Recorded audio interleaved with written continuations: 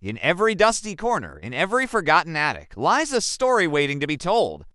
These aren't just objects, they are echoes of the past, whispers from a time long gone. From the intricate clockwork of a Georgian long-case clock to the weathered pages of a first edition novel, antiques are more than just relics.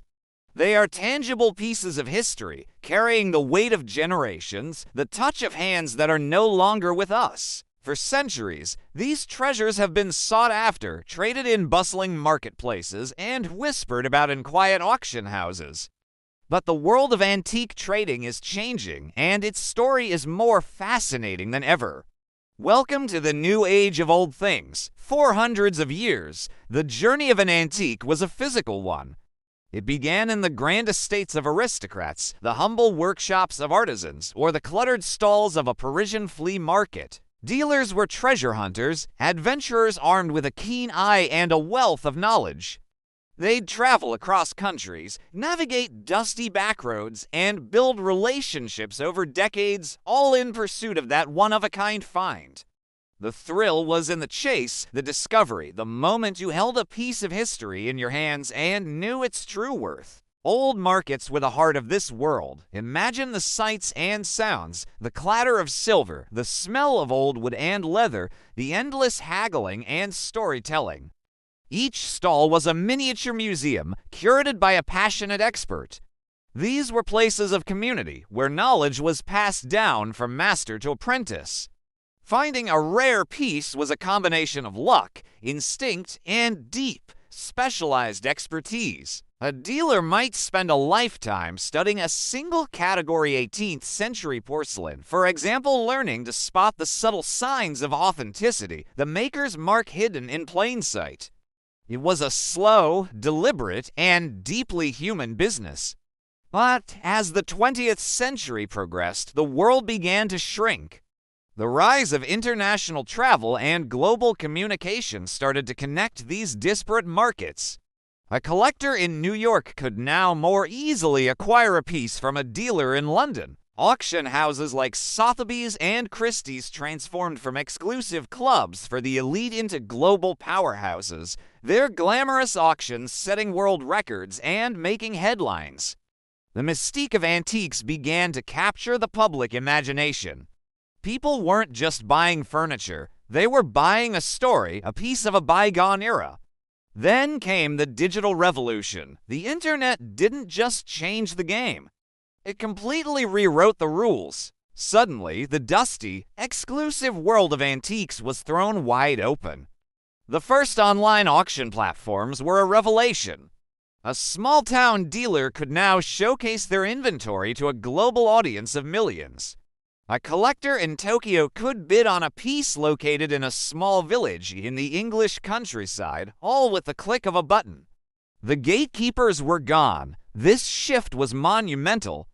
The internet democratized access to information. Novice collectors could now research provenances, compare prices, and educate themselves in ways that were previously impossible.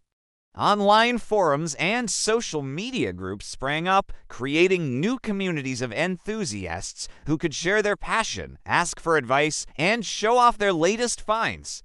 The antique trade was no longer confined to physical spaces. It had become a vibrant, 24/7 global marketplace. High-resolution images and detailed digital catalogs replaced the need to physically inspect every item. Technology was bridging the gap between past and present. Today, the modern antique trader is a hybrid of old and new. They are part historian, part detective, and part digital marketing guru. Let's meet some of them.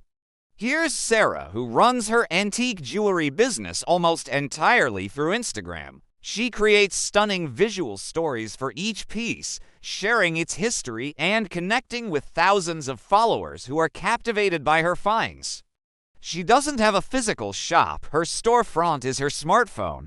Her success depends not just on her eye for beautiful jewelry, but on her ability to craft a compelling narrative that resonates with a modern audience. Then there's Marcus, a third-generation furniture restorer. He uses traditional techniques passed down from his grandfather, but he documents his entire process on YouTube. His videos, showing the painstaking work of bringing a battered 19th century chest of drawers back to life, have earned him a dedicated following. People don't just buy his furniture, they buy into the craft, the history, and the story of its renewal. He uses technology not to replace tradition, but to celebrate and share it with a wider world. The tools of the trade have evolved too. Artificial intelligence is now being used to analyze auction data and predict market trends. Advanced imaging technology can help experts authenticate paintings, revealing hidden layers and detecting forgeries with incredible accuracy. Blockchain is even being explored as a way to create an unforgettable digital record of an item's provenance, ensuring its history is secure for future generations.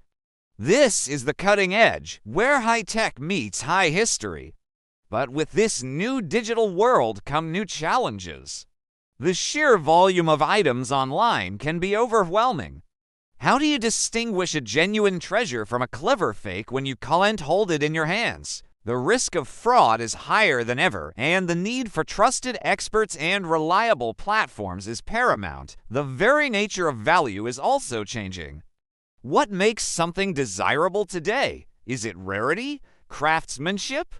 Or is it the story that goes viral on social media? The collectors have changed, too. The new generation of buyers isn't necessarily looking for a formal, matching set of dining chairs. They're looking for unique, statement pieces that tell a story and reflect their personality. They mix and match eras, blending a mid-century modern lamp with a Victorian table. For them, antiques are not about recreating the past. They're about creating a unique and personal present. It's about sustainability, choosing a beautifully crafted old piece over a mass-produced new one. It's about character, soul, and a connection to a human story.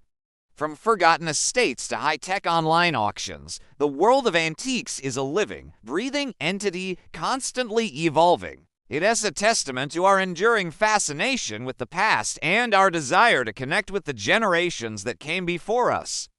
The methods may change, the markets may shift, but the fundamental human impulse remains the same: the thrill of the hunt, the joy of discovery, and the profound satisfaction of holding a piece of history in your hands. These objects are not silent. They speak of love, of loss, of artistry, of everyday life. And the people who trade them are not just merchants. They are custodians of memory, translators of time, connecting us to the stories that make us who we are. The next time you see an old object, a piece of furniture, a worn-out book, look closer. It might just be whispering its story, waiting for someone like you to listen. Thanks for joining us on this journey through time. If you found this story as fascinating as we do, don't forget to like this video, subscribe to our channel, and hit the notification bell so you won't miss our next exploration into the hidden corners of history. See you next time.